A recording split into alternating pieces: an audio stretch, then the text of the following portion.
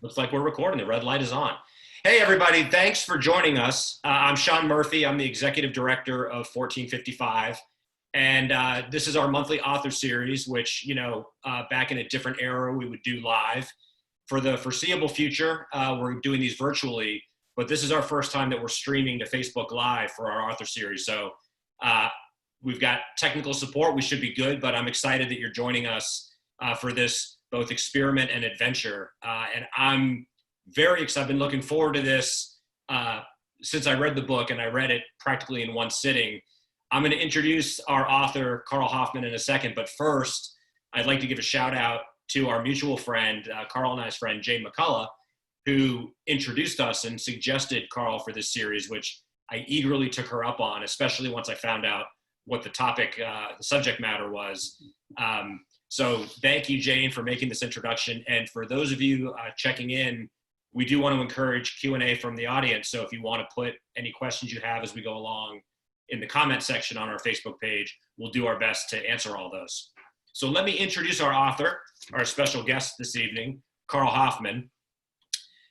Carl is the author of the critically acclaimed New York Times bestselling Savage Harvest, A Tale of Cannibals, Colonialism, and Mike Rockefeller's Tragic Quest, which was a New York Times Editor's Choice, a New York Times bestseller, one of the Washington Post's 50 notable books of 2014, a Kirkus Best Book of 2014, and the #1 nonfiction book of 2014 on Amazon.com. The Lunatic Express, Discovering the World via its most dangerous buses, boats, trains, and planes, was one of Wall Street Journal's 10 best books of 2010. He's a former contributing editor to the National Geographic Traveler and Wired magazines, and his narrative pieces have also appeared in Smithsonian, Outside, Men's Journal, and many other magazines. He's traveled on assignment to 80 countries and is the father of 3 young adults. He currently lives in Washington, D.C. Carl, it's an honor to have you here. Welcome to the 1455 Author Series. Thank you so much. I'm happy to be here. I wish we were all gathered together in one place in Winchester, but another time. For sure, and that's part of the plan. So I look at these as, well, I would never call this an appetizer, but we're teeing up for when we're all able to gather again and the center open. So you and I always say to all guests of our conversations, it's like the mafia. Once you've come in, you don't get out. So our assumption is that we'll be seeing you again. That's awesome.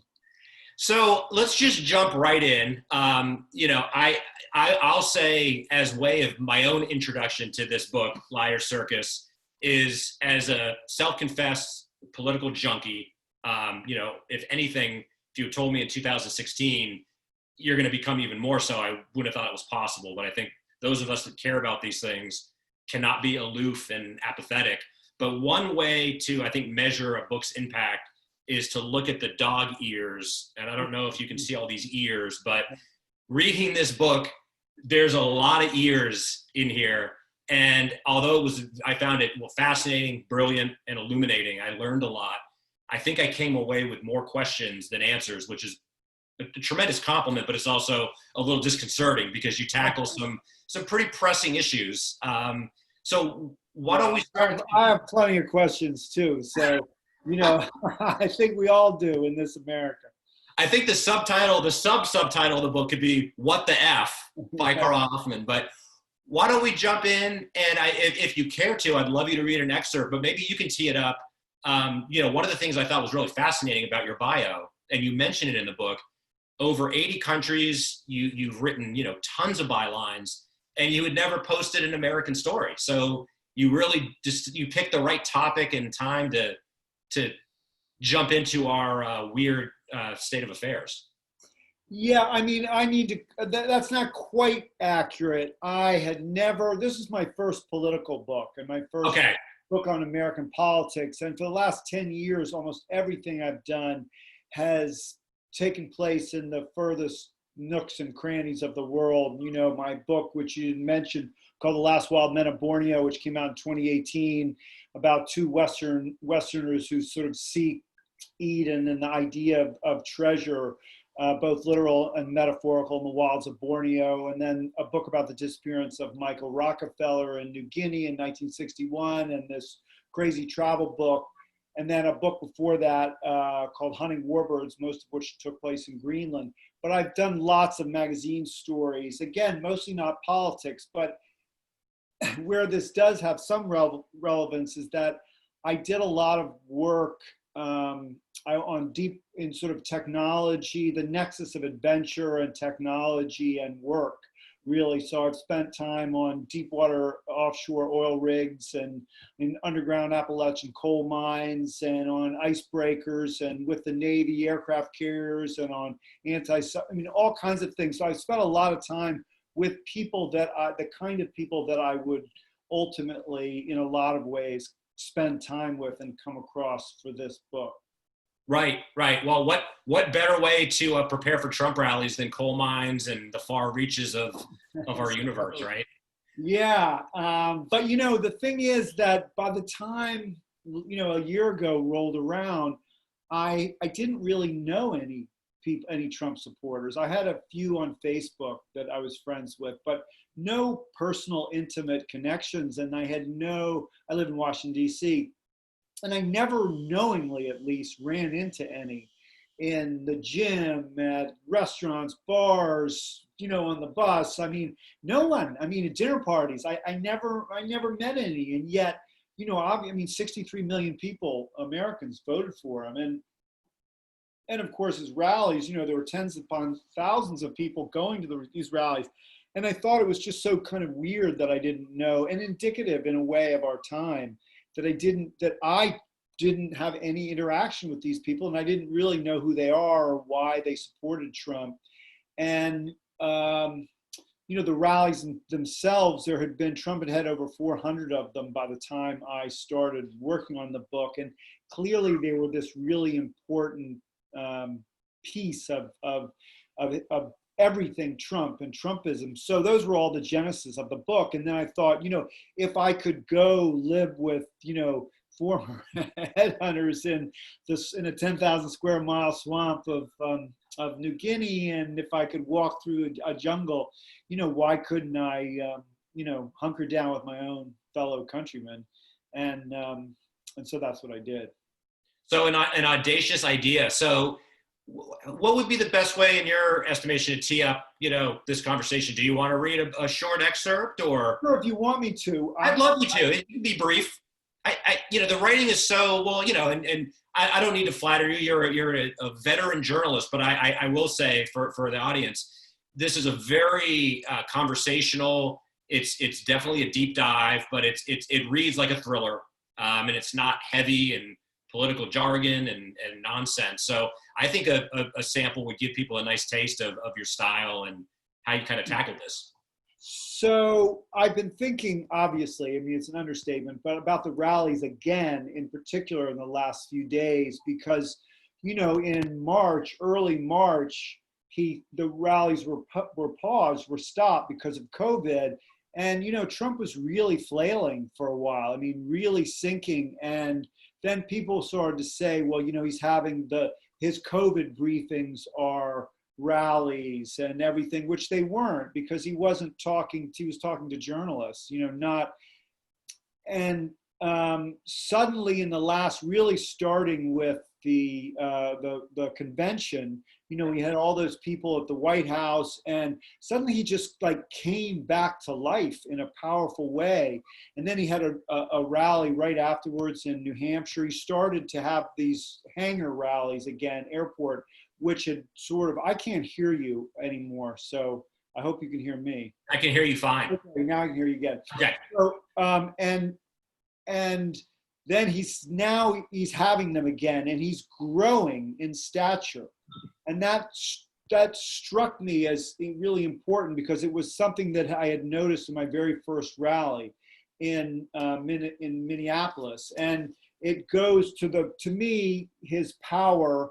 So much of his power comes from the rallies. The power comes from the mob, and he sees the mob, and the mob sees him, and they feed off each other. To me, he's a balloon with a large hole in it, and he needs the constant air of the crowd to inflate him. And as he gets that, he does sort of grow in stature. Anyway, so, and the rallies are this key, they're all about power. I mean, everything Trump does is all about power. So I thought I'd read this. This starts in Dallas, Texas, in the rally in Dallas. Once again, and tell me if you can't hear me, once again, as in Minneapolis, I felt his strength and his power, even though it was the last thing I wanted to feel. Then he did something he did at every rally, but that hadn't meant anything to me in Minneapolis. He introduced the members of the Texas GOP delegation, Senators Ted Cruz and John Cornyn, House Republicans Louis Gohmert, Kay Granger, Randy Weber, John Ratliff, Brian Babin, Lance Gooden, Ron Wright. There was Texas's Lieutenant Governor Dan Patrick, U.S. Commerce Secretary Wilbur Ross, Rick Perry. For every name, he made a little comment, told a little story. Randy Weber was very loyal. Brian Babin, I saw on television last night defending me, brilliantly defending me. Ross was a smart guy, one of the legends of Wall Street. Rick Perry, he was so tough. He was a nasty man. Boy, he hit me during the campaign.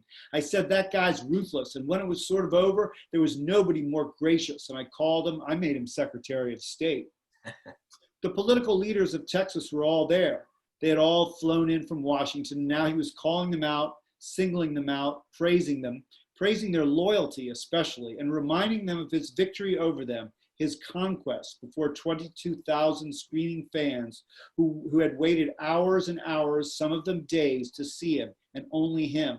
They chanted his name and screamed, I love you. And now Trump was dangling these poles in front of his adoring mob, standing over them, literally, as he called them out from the raised podium, and they waved from below. Take away the suits and the expensive haircuts, and he might have been a savage Viking warlord in a bearskin standing over defeated subjects whose lives he'd spared. It anointed them even as it threatened, for he who could give his blessing could take it away. At that moment, I saw the rallies in an entirely new context. It happened in Kentucky and Mississippi and Florida and Pennsylvania, over hundreds of rallies in one arena after another. Every few days, he would dangle the politicians who could impeach him or threaten him in front of that hungry mob. If you wondered why no senator would challenge him, why no one would speak up, there it was. What he did with Ted Cruz, though, really explains so much about Trump politically, but also personally. As he did every rally, Trump loved to recall the 2016 election and his resounding victory, maybe the greatest victory ever in American politics, as he liked to say. But in his rambling stories, he was anything but rambling. And in Dallas, he had a point to make about his former rival. When I had to compete with Ted Cruz, that was brutal. You know, he was the national debate champion, a story I've never told. I never did that before, right? I ran for office. All of a sudden, it's hard to read Trump's words. You really see how inarticulate he is. All of a sudden, I'm supposed to be debating tomorrow night. I never debated. My whole life has been a debate, but I never debated like with a podium and this and that. And I hired a debate coach, and they gave me the first card, Ted Cruz, and it says National Debate Champion from Princeton. Is that right? And then National Debate Champion from Harvard. I said to my wife, First Lady, potentially, I said, my potential First Lady, I got a problem. I said, some of these guys are okay, but they were only president of the class. Almost all of them ran for president of the class. I never did. I like playing baseball better. Ted Cruz, he was the #1 guy in law school. How the hell do I beat a guy that's good at debating? But we came out okay, Ted.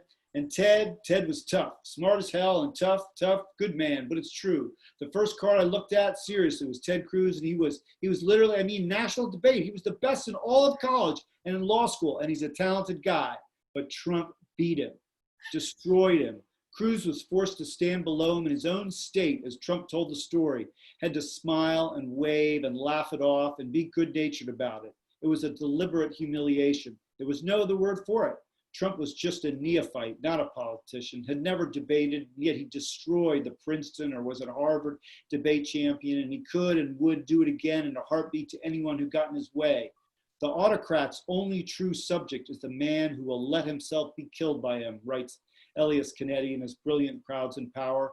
This is the final proof of obedience, and it is always the same. Listening to Trump eviscerate Cruz caused a shock of recognition. I'd been reading Kennedy, and there it was, as if he'd been right next to me at the rally, as if he'd met and studied Trump himself. The moment of survival is the moment of power. This moment of confronting the man he has killed fills the survivor with a special kind of strength. There is nothing that can be compared with it, and there is no moment which more demands repetition. Whether it was beating Cruz or Hillary Clinton or firing John Kelly or John Bolton or Rex Tillerson, Trump was engaged in a constant battle, killing anyone who opposed him one after another. He raised himself up by standing on the carcasses of his defeated enemies. The satisfaction in survival, writes Kennedy, which is a kind of pleasure, can become a dangerous and insatiable passion. It feeds on its occasions. The larger and more frequent the heaps of dead which a survivor confronts, the stronger and more insistent becomes his need for them. This sense of danger is always alert in a ruler. He needs executions from time to time, and the more his fears increase, the more he needs them. His most dependable, one might say his truest subjects, are those he has sent to their deaths. For from every execution for which he is responsible, some strength accrues to him. With each survival, he grows stronger.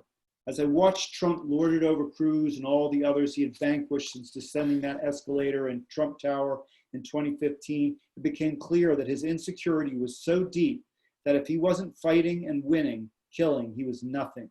He would be powerless in his own eyes. It was only through constant insult and struggle and victory that he defined himself to himself. The old, that is those men who are still alive after the lapse of a certain number of years, writes Kennedy, enjoy great authority.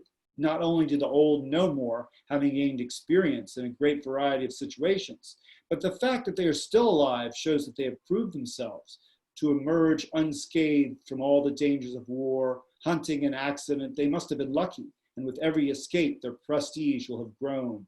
The old are not only alive, but are still alive. But Trump had never experienced the dangers of war, not real war with bombs going off and real dead bodies of people who might even be real friends. He had never been poor, never built a business up from scratch without his father's millions. He had never been faithful to a wife. He had cheated at everything from his taxes to all three of his marriages. And the worst part of it was he hadn't even necessarily won the presidency on his own. He had cheated at that too, with the help of Michael Cohen to hide his infidelities. And gnawing at every waking moment and every mention of Robert Mueller was the knowledge deep inside him that he might not even have been president without help from Moscow, and even then had lost the popular vote. So he wasn't like the warrior who had survived by the heads he'd taken in many difficult battles, or the wise counsel he displayed. He was a fraud, a fake, and he knew it, would always know it. You can never hide from yourself. Those rivers run deep and forever, and explained why he hated people like Jeff Bezos and John McCain with such passion. They were genuine, authentic, a self-made billionaire, a real very stable genius, at least in business, and a real war hero who could fly a jet fighter and endure years of torture in service to his country. But Donald Trump was a cheat, and he knew that, and so the man who had achieved it all by subterfuge needed everyone else to have cheated too. It explained why Barack Obama wasn't American and Adam Schiff and Nancy Pelosi were corrupt. He was only real if they cheated just as he had, and he knew it. That was his whole problem. He was so empty that surviving once was never enough. Victory was a momentary high before it all drained out of him. He had to kill and kill again and again to survive. Survival was everything, the only thing, which is why he was so dangerous and why he would stop at nothing, had to stop at nothing to keep killing and surviving. A little bit long, sorry. No. Can you hear me? Yep. Okay. Thank you for reading that, and I'm glad you chose that passage because that's definitely one of the earmarked in my copy. I think that's one of the signal critical passages in the book because the typical shallowness of our political discourse, for the most part, reduces this to senators are afraid of a mean tweet, and while that's certainly true, you get at the much deeper this kind of ritualistic humiliation. And it's a very purposeful, he's making sure that people know, do you see this crowd? And do you see my followers? I can take this and launch it at you at any time. So Yeah, it's not absolutely. He who can give you power can take it away. And that's really, really clear. I think he's so evident right now with his resumption of traveling and rallies. And, I'm sure you're aware of what happened today with Bob Woodward's book. And, that he's been, he admits to, he knew back in February, February 7th, I think, is when he said he was aware of the virus as a airborne, that it was transmitted primarily by air, and that it was, much deadlier than the flu. And then he had 5 more rallies, one of which I was at. 3 days later, I was at a rally with him, and he knew that. Yeah, yeah. Well, so that actually tees up, perfectly. Well, there's so many things, right? The whole concept that is there a bottom, or when does the proverbial levee break with some of these folks? But I think I want to celebrate the fact that you, in that passage, and certainly throughout the book, but I think what you nail there is really what what makes that lizard brain tick, going back not just to, fascistic, performances, but a real, almost primordial, lizard brain type thing. But this is a great segue, I think, into when you're in the belly of the beast here. I think those of us that really marvel at, okay, this revelation is what's going to take him down, or this, how does he come back from this? And he continues to. And one of the things you immediately talk about in the book is, I think from the very first rally you attend, you make note of, and it's equal parts harrowing and amusing, the unbelievable cognitive dissonance of many, if not all, of the people at this rally, and kind of this like reverse reality, alternate reality that they live in. And I appreciate it also that in your book you say that all the quotes are taken, they're not taken out of context. So maybe talk a little bit about. Today's revelations again are, so fascinating. I mean, Woodward had these 18 conversations with Trump, of which he taped all of them. So, for the first time, you've got, he can't really dodge it. And yet I can guarantee you that none of those things will dent, hopefully they'll peel off some support of people in the middle, those, much lauded suburbanites and suburban housewives, whoever they are. But,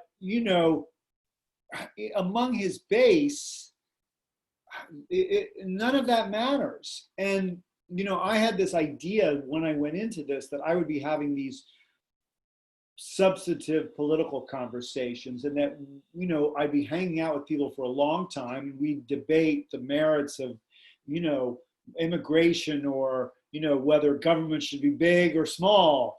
But none of those things happened. I mean, you couldn't, ultimately, I couldn't have those conversations with people because they believed in so many conspiracy theories. I mean, we're not standing on the same platform in any way. And when and again, I would have said going into this that, things like QAnon and, Pizzagate and all of those things are fringe. And even among Trumpians, they would be fringe, but they're not, at least certainly not in the ecosphere in the rally ecosphere. And, I would say at a rally, 90% of the people, at least that I spoke to, believe in some level of conspiracy theory. I mean, I met this woman in Texas, in Dallas, and seemed like a very smart, normal woman. I mean, as did so many people. And we were chatting, and I said, she had traveled. She had traveled to India and the Caribbean, and she seemed intelligent and open-minded. And I said, well, one of the things that really gets me is the number of conspiracy theories. And she laughed, and then she said something like, well, I don't have 99 friends who committed suicide. And I was like, what? Like, what are you talking about? And it wasn't a joke. And then I realized that she was talking about the Clintons and like Vince Foster, who supposedly, who committed suicide, and supposedly the Clintons had murdered him. And then she went on to tell me, I believe Hillary would kill to win. Absolutely. And that was just one, and then people are telling me that, Michelle Obama has a penis and the kids are adopted, and People are talking to me about the Frazzle Drip video, Pizzagate, that you can hear the children screaming and crying. And I mean, that is not fringe. That is constant in some level with everyone. And you can't, it's all psyops, it's all, and the wall, the wall is been built to stop, human trafficking, which is, trafficking of children for democratic and deep state pedophiles. I mean, it goes on and on and on and on. And any opposition to Trump, anything, a newspaper story in the Post or the Times, which are the greatest sources of truth in this country on a day-to-day basis. Right. And, are all deep state fake plots. I mean, there's a Jumbotron, which is set up. So people gather days, hours, days ahead of the rallies in parking lots, like a Deadhead concert or a football game or something, except maybe even more extreme. And I join them. And then there's on the morning of the rally around 7 a.m., the Jumbotron goes on. And, it's on an hour-long loop, and it just goes and goes and goes. And there's this, there's so many crazy things that are said, but one of the things that I always think of is the Brad Parscale, who was his campaign manager and was an icon he had his own sort of following among the Trumpians. And, there's a line where he says, the greatest threat to American democracy is the news media. I mean, talk about upside down world, talk about cynical, and he knows that's not true. Yeah. And that's what we're dealing with right now. I feel like, there's and I'm going to forget because it's apocryphal which politician first said it, but there's a great debate line, you're entitled to your opinions, but not your own set of facts. And that line used to work. That line doesn't work anymore, because if you get people to believe that the media is corrupt, then all bets are off, right? Well, some of the media is corrupt now. I mean, Fox News is not reporting the news straight. And sometimes it is. The other night, Fox confirmed, Fox reporter confirmed a story, and then, her colleagues ran roughshod over her. That's right. Yeah. So, and you get, but the other thing is that so many of these people are not, they don't watch any media, any news. They're not, when I say so much, I mean like 90% of them, aren't watching Fox even. Maybe they watch a little Fox, maybe they watch Hannity, maybe they're listening to One American News Network, which makes Fox look progressive. But, that people say to me, the worst thing in the world is when you hear someone say, well, I do my own research. Yeah. I'm an independent journalist or something. It's total nonsense. They're getting their news from Twitter and Facebook and social media, which is the worst place. That's the worst place. The second worst place is television of any sort. Right. And so you're in this world, this whole, a Trump rally is an upside down world. And it's like that, not only in the sense that people are, not reading news but, just everything about it. The music, there's this pounding music, I thought it would be sappy country music, and it's, the rock and roll. I'm a baby boomer. It's like the rock and roll from my youth, Rolling Stones and, Queen and then, you get these scenes where one of the song that gets a stadium rocking more than any other song, people go crazy over it, is, the Village People's YMCA.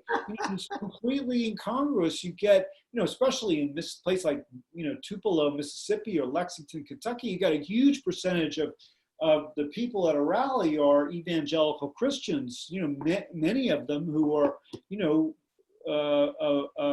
virulently opposed to homosexuality, think being gay is a sin.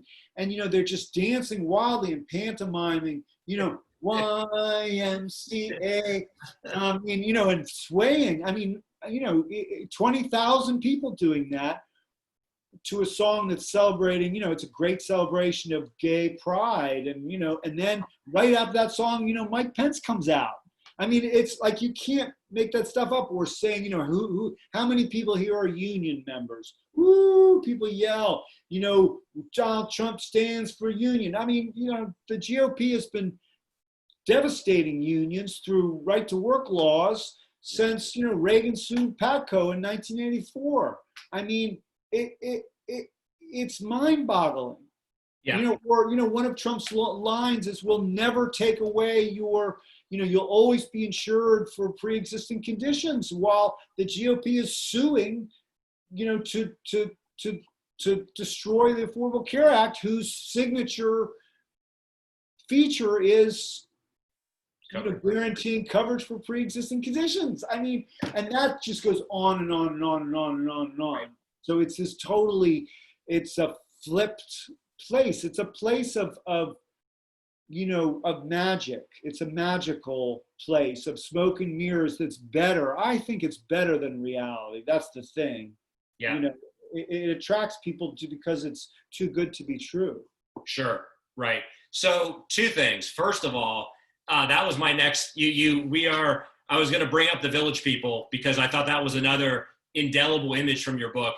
The idea, the vision of tens of thousands of white evangelicals pantomime YMCA. So you covered that, but maybe that actually, it would help to step back. Another image that kind of haunted me that you talk about early in the book is the Greyhound trip you took from LA to DC. And you mentioned how, I think that had been the end of a 50,000 mile journey that you've taken. And on that last leg of the Greyhound trip, you described kind of the desolation, but you mentioned that was the one time during these travels that someone refused to keep an eye on your suitcase.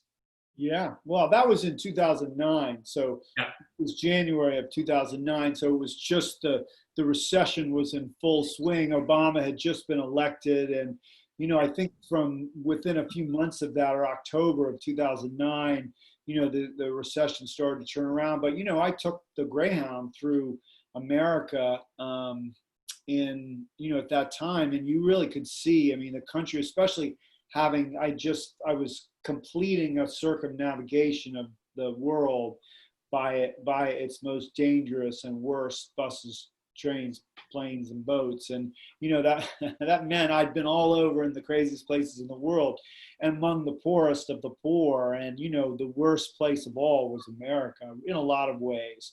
The food was the way, and that I didn't really know it then, but I was seeing the despair, this country kind of coming apart. And that, ultimately, ironically, things got better under Obama, but not for a lot of people. And I think a lot of people were or feel left out of that. I mean, there are other things that we haven't talked about, like, race and racism and religion. And these are incredibly big forces at rallies and among Trumpians. And, I was again in Texas. I was, which I keep referring to the Texas one because it was my second rally. So it was sort of early on in the process, and I had expected that when Trump came, the rallies are incredibly brightly lit, like almost hyper lit. There's no shadows in the rallies. And I thought, my assumption, that when Trump came out, the lights would dim and there'd be a spotlight on the president. I mean, I don't know why, I just sort of thought that. Yeah. And then that didn't happen. The lights stayed on, and I made a remark to Christine, the woman next to me, and she said, "Well, it's church." Wow. And which started me thinking and reading and understanding. And, then I came to see Trump as sort of putting on the mantle of this iconic American figure, as iconic as the cowboy, but is the American fire and brimstone preacher. And that these, great awakenings have been movements, these powerful fundamentalist Christian movements have been, that's on the backs of one was the very creation of America. and all these ideas like city on a hill and manifest destiny and things that I sort of thought in very metaphorical terms, but they're actually very specific religious references, and that the campaign is exploiting all of those things, and I thought that was really fascinating. And then race, Yeah. it's an all white crowd. I mean, people say, oh, there's black people, the blacks for Trump, but there might be a couple hundred black people, yeah. But out of 22,000, and then the campaign will corral them and put them in Blacks for Trump T-shirt and behind the president so the TV cameras can see them. And eventually I think I even saw an LGBTQ person with a rainbow sign saying LGBTQ for Trump. But they're tokens always. They're just sure. The smallest. When you're in these rallies and Make America Great Again, what does that mean? Mm-hmm. What does that mean? And the vision, and people always tell me, the great thing about being at the rallies is that we're not alone. We're with people who think like us. That's all white people. Yeah. I mean, well, you mentioned social media, and I think it's become increasingly clear that we can't put the genie back in the bottle, but Facebook and social media in general, while at least initially, was lauded as a democratizing force for content and connecting people, what we're seeing, of course, is that it also expertly silos like-minded community and gives a courage and a solidarity that I think some of these people were on the fringes of society. If you held racist views in late 20th, early 21st century America, that was not going to fly. But these rallies are kind of that on steroids, this notion of Trump has given permission. I mean, that's the whole thing about, we're not politically correct. We don't have to be politically correct. He's given people permission to be xenophobic and to be, anti-Muslim. And now, there's no coincidence that, his law and order campaign is about cities, Democrat-run cities. I mean, these are places with others, with yes. Black people and minorities and people of color. That's who lives in these places, and those are the people that Trump is demonizing. I mean, those are the people that represent the threat to the McCloskeys or whatever their names are. The couple with the guns in St. Yes. Louis. I mean, who would be proud of that? What does that say about our country? That, it's like it's becoming a non-functioning state. Anyway, those are all, I mean, it's all those things are very, very visible and cultured at the rallies. And all that said, I do want to say that, I spent a lot of time with people that I liked in the end. I mean, I spent almost 200 hours in parking lots and I was sixth in line in Tupelo and that's what the book is based on, really a fairly close participation, really. And, I was at the rail at the very front row and Hershey and, all those things. That's what the book is based on. And that was built on, developing relationships with people that I thought were had nutty political and were nuts in some cases, but as people, I liked them, actually. Well, I think that was maybe, one of the kind of key takeaways in terms of how we try to process this, if we can. You just touched on, another theme that I wanted to have you explore, which is this notion that there's certainly some very distinct similarities and common ground, but these people aren't just this monolithic, identical demographic. And in fact, the people that you spend time with and quote at length have a lot of redeeming qualities and are nice. Like, they're not caricatures, at least complete caricatures. There's some caricature-ish beliefs and views, but what do you make of that ultimately in terms of, is there anything we can take away from, these people are ultimately just unreachable, and that's the kind of the That's the Well, I reality of mean, it? I Or- don't, it's complicated and I don't know what the answer is. I mean, social media, I noticed that I'm getting more directly to your question, but I'm going to go around it for a minute. Sure.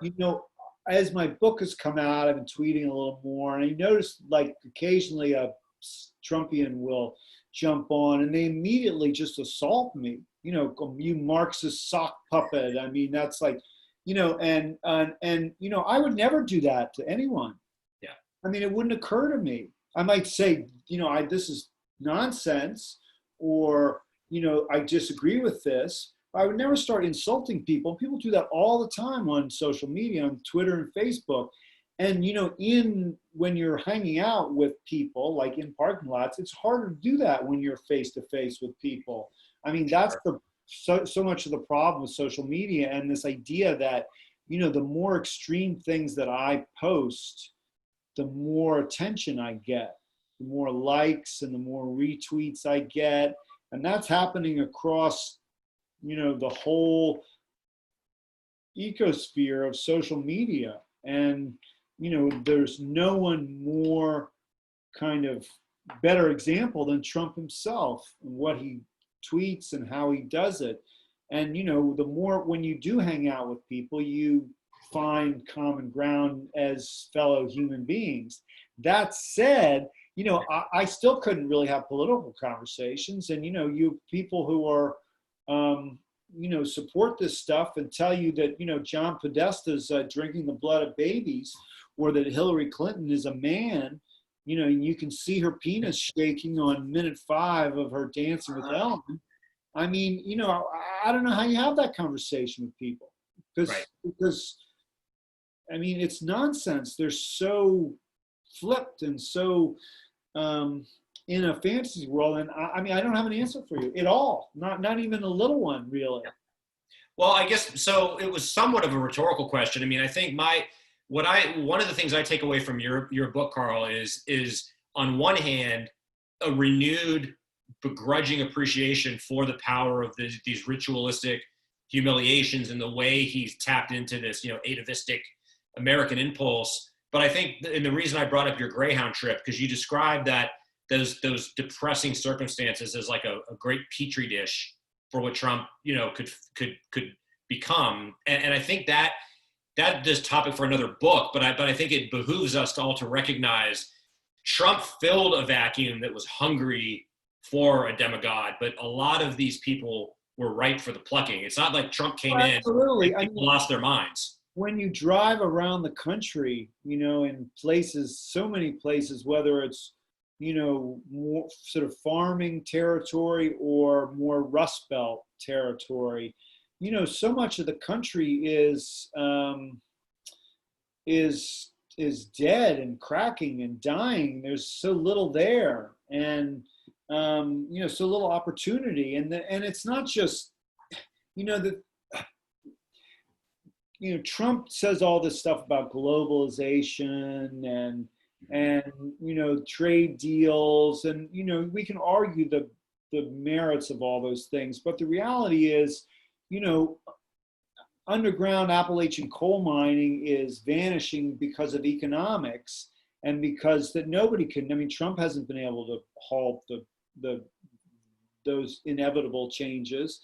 And I mean, as a guy told me, a former retired pipe fitter that I was hanging out with, he said he worked for 35 years at a Goodyear, and that factory became a Continental Tire factory. And I said, well, how many people worked in the factory? And he said, oh, well, there were like 2,600 when I started, and there were like 800 when I left. And he said, well, by the time I left, it just took a lot. I mean, it used to be that took a lot of people to make a lot of little parts to make a big part. And then, recently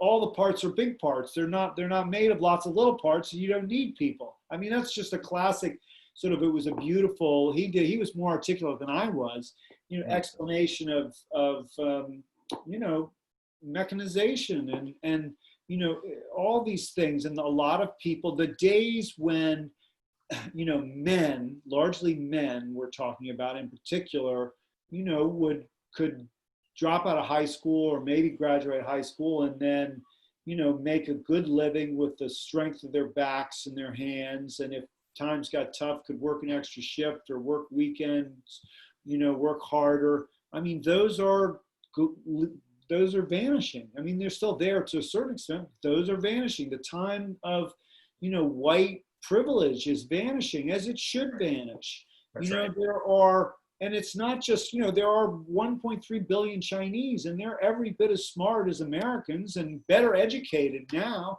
and working harder. We're competing with the world. That's right.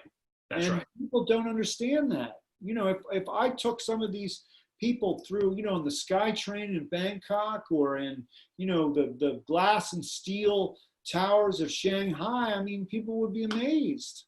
The world has accelerated at such a pace that all of those ways of being are vanishing.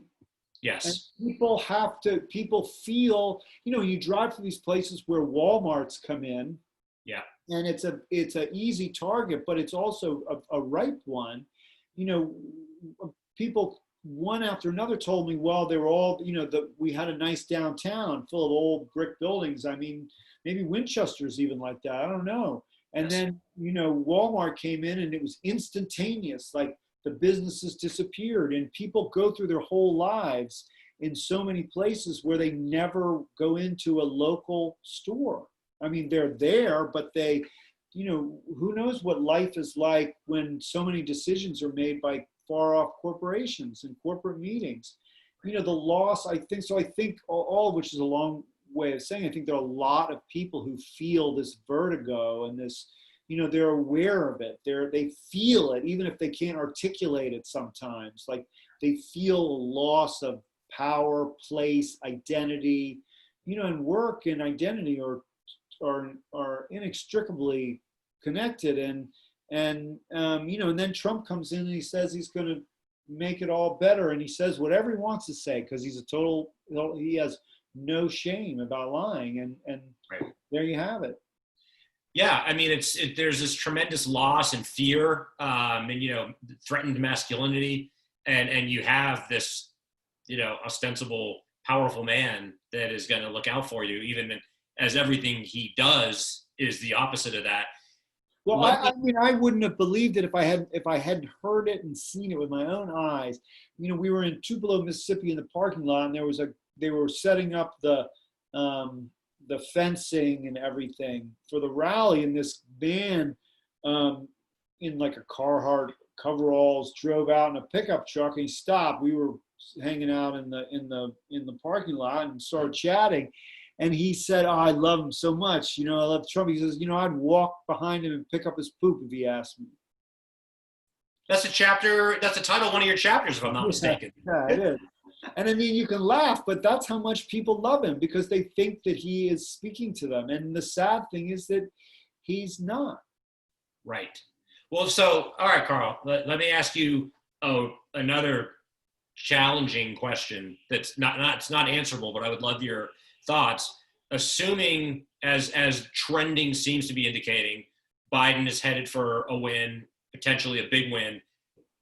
Assuming that happens, without, there's a million other things that are going to happen to complicate that. But if Biden wins, how are these people going to react?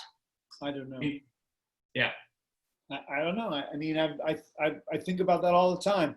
I mean, I think it depends a little bit on how much he wins. But if he were to win, how much will he win by? What does Trump say? All those things. I mean, at some point there has to be a reckoning.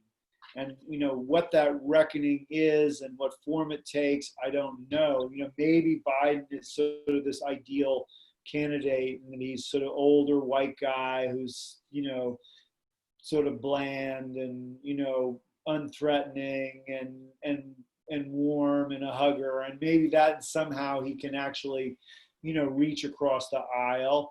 But, I think you get people, the thing that works against that is just the right-wing media ecosphere, from Fox to OANN to these guys like Bongino and Yeah. these Twitter people and Limbaugh and they get followers and ratings by being extreme and I don't and they're putting forth a narrative that's wrong. And you've got these people like the woman in Georgia who's going to be a congressperson, and she's a QAnon. You got QAnon people who are in power and coming into power, and what happens with all of those things, I don't know. And then you've got increasing violence. I mean, it's not pretty. Right. I mean, people need to vote, and people need to be aware of.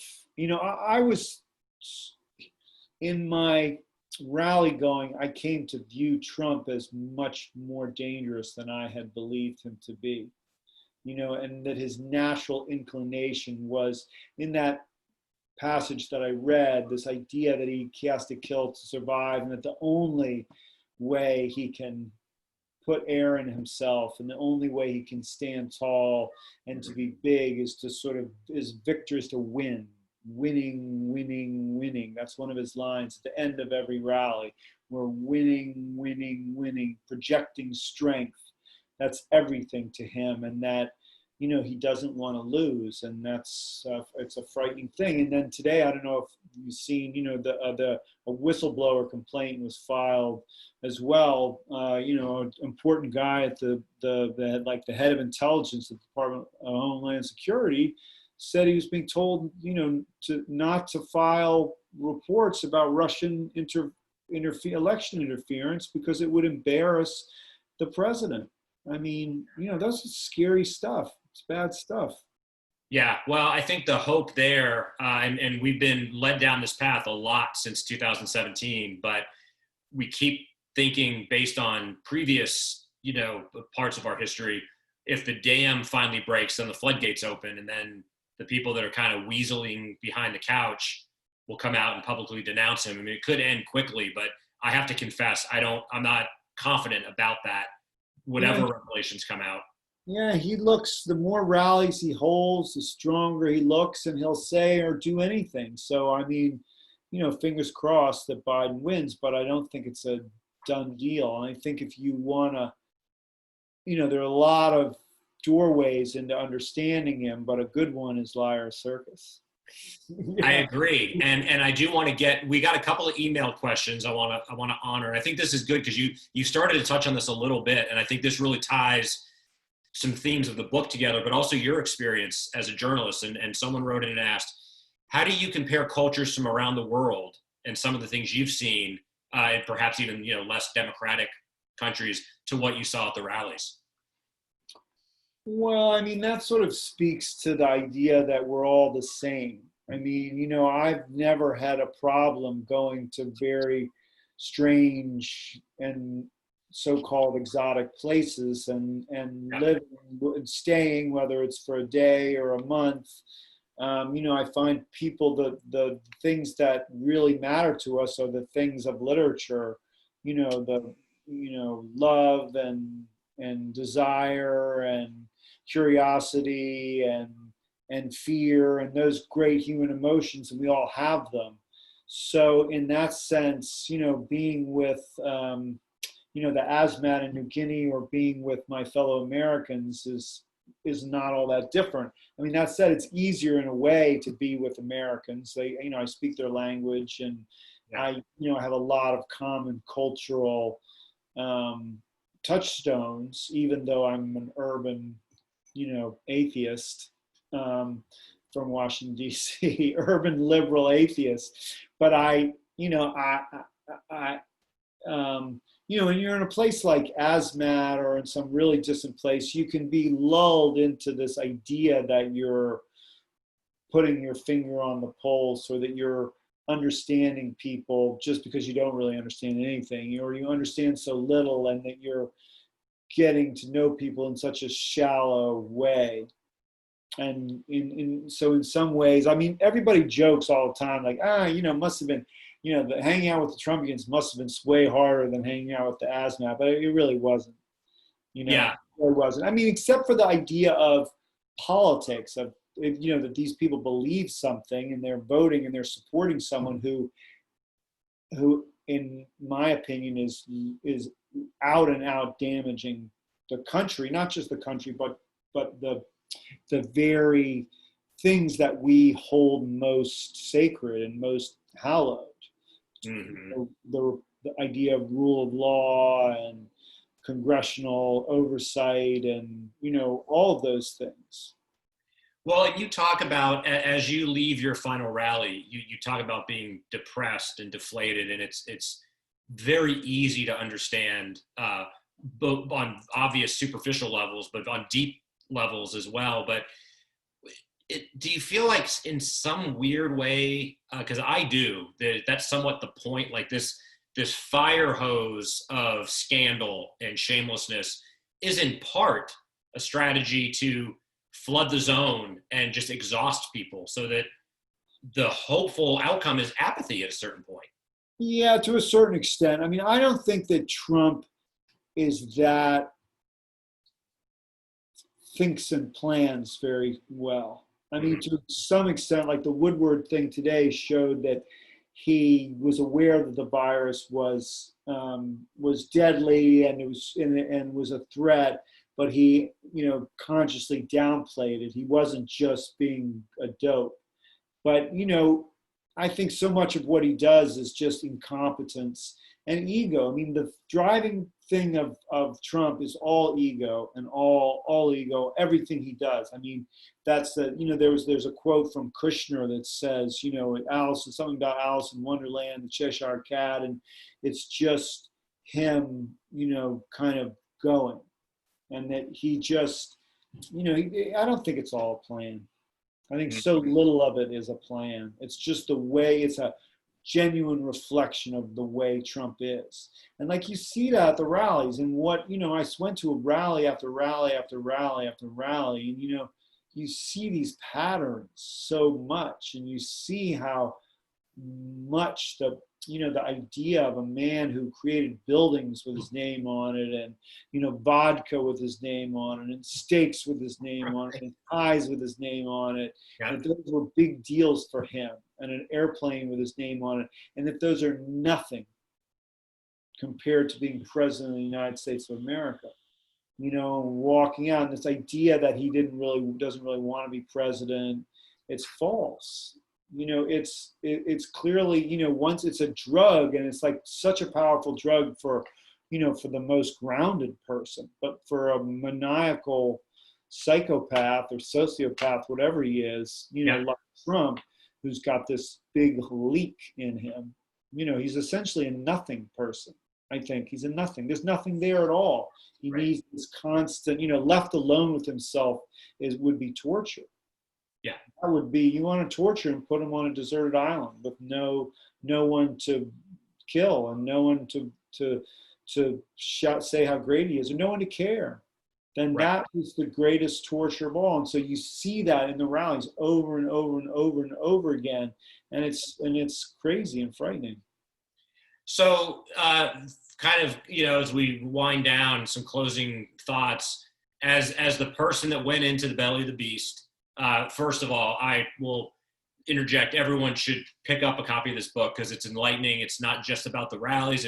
It's a very perceptive and sensitive appraisal of this very surreal time we're in. And there's a lot of context and it's a little bit funny too. Sometimes it's not all deadly serious. Absolutely, no. There's a lot of levity, both in terms of your writing style, but also, frankly, the source. You're surrounded by some pretty interesting comical people and experiences, and you render those. But having written it and having been there, what do you see differently than you did before? Like as a if there is a takeaway, or what changed about you and how you view Trump?